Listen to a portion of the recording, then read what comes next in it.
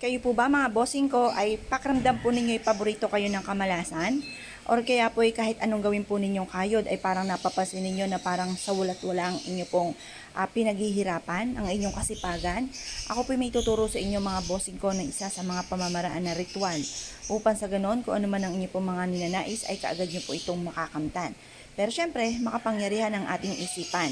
Kailangan naka-mindset na sa inyo na kayo po yung magiging matagumpay at matutupad na lahat ang mga pinapangarap at malalayo kayo sa anumang kapamakan. Proven po ito na napakaswerte basta't may 100% kang paniniwala na mababago ang takbo ng inyong pamumuhay.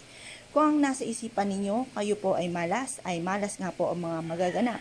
Pero kung papalitan nyo po ito, i-reverse po ninyo ang nasa inyong isipan na kayo po yung magiging matagumpay at simula na ito ng tagumpay ninyo, wala pong imposible sa mga taong masisipag, madiskarte, hindi nakakalimot magdasal at sasabayan din natin ng mga pampaswerte.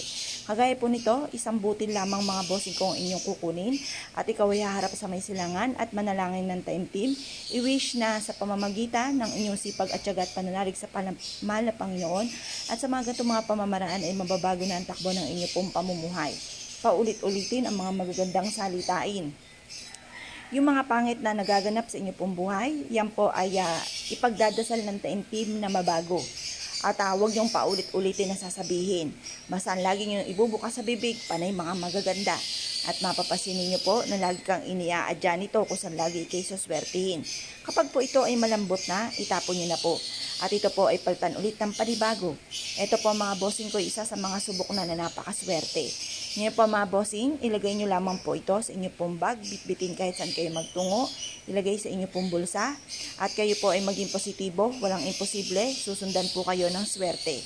Ito po mga bossing ko ay isa sa mga marami na nagpatotoo na sila po'y sinuwerte po dito at hindi na rin ako magtuturo dahil ito po isa sa mga paborito ko na pampaswerte. Kung ikaw ay naniwala at nais po itong gawin, huwag na po kayo magpatumpik-tumpik pa.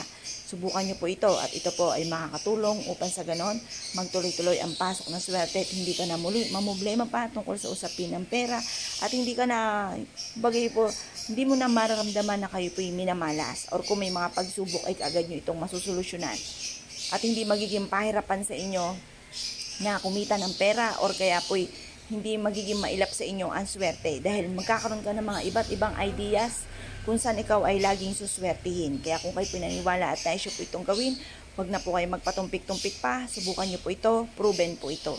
At ganoon din po mga bossing, kapag po kayo matutulog, pwede nyo rin po siyang ilagay sa inyo pong ilalim ng unan upang sa ganoon ay magkaroon kayo ng masarap na tulog, malayo sa anumang kapahamakan at kayo po ay hindi malasin. Dahil habang tayo natutulog ay malaki po ang posibilidad na kayo po ay pag may naiinggit sa inyo, gamitan kayo ng kaliwa, maaaring ito ay tumalab or kaya hindi kayo makatulog bagamat kayo pagod na. Maaaring may mga hindi kayo nakikita na nasa paligid para hindi kayo lapitan po nila. Mainam na meron po kayong ganito. Kaya kung kayo pinaniwala mga bossing, good luck bossing po lahat.